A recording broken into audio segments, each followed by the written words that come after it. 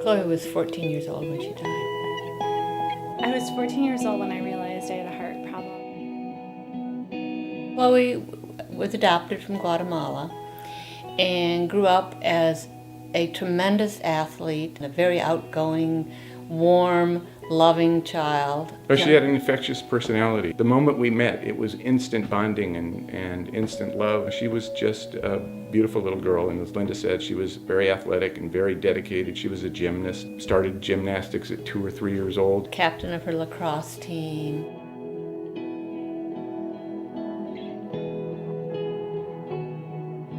I was a very active teenager. I was in cheerleading and played golf and had a wonderful social life, and all of a sudden it came to a screeching halt.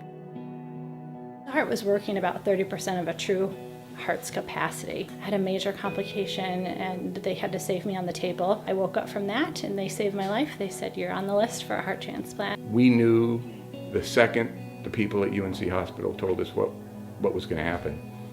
And they said, "There is somebody that would like to talk to you. Are you open to that?" And we went, "Yes, we're open to it." We knew that this had to happen, and we knew that that was a chance that something good would come out of that.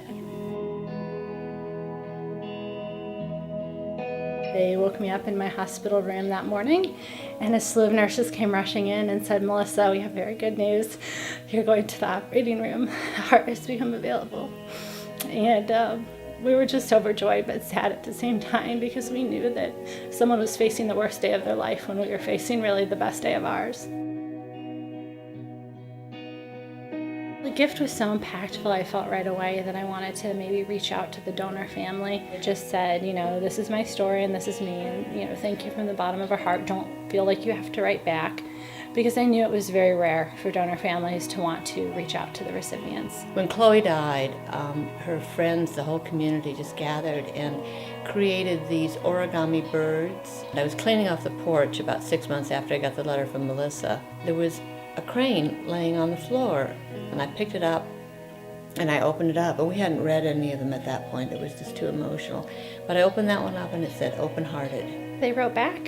Inside the letter, they had given me a little origami bird that one of her friends made for her funeral, and inside it said open-hearted. And they told me all about Chloe, and I remember vividly how athletic she was from the descriptions they put in the letter.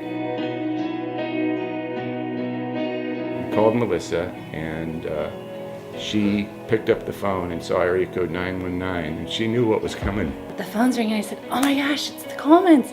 So everybody jumped up and ran around the phone, and we put them on speaker. We were just talking to them about Chloe, and they said, "We really want to come to Chicago and meet you." Melissa was doing what's called the Hustle Up the Hancock, which is a climb up the Hancock Tower in Chicago. So we flew to Chicago. As soon as I got to the top, everyone cheered, of course, and they listened immediately to her heart, and they could hear how strong it was and how quickly it was beating and how she's really still alive through me. She carried me to the top of those stairs, and the people in the crowd were just amazed. I think that was probably the single toughest, hardest thing to do, but it was also the thing that we knew we had to do. Melissa always said that she wanted to be a mother. They texted us a picture of the sonogram, and it said, "Chloe's sonogram." And we went, "Oh my gosh." The day we found out it was a girl, we knew right away we're going to name her Chloe. Our relationship has grown stronger too, and now they have our little Chloe to look at and play with, and their little granddaughter. So there's lots of joy that's come in the 5 years, I'd say. But they're remarkable people for having done, what they've done.